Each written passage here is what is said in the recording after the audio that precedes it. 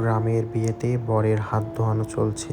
খাবার পরে হাত ধুইয়ে টাকা আদায় করার যে প্রথা সেটা চালিয়ে যাচ্ছে।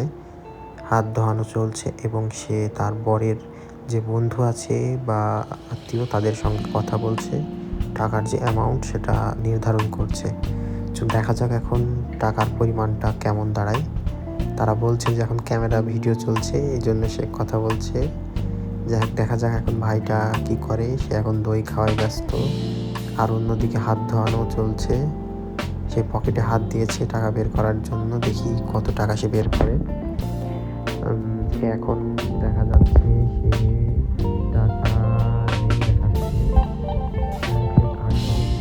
দেখা করতে আমার সাথে অফিসে, এখন সে রাজি হচ্ছে না, সে দেখা করার জন্য রাজি হলো না। দেখা যাক সে হাত ধরেই রয়েছে এখনো। সে আবার হাত ধোয়ানোর জন্য প্রস্তুতি নিচ্ছে টাকা না পাওয়ার কারণে।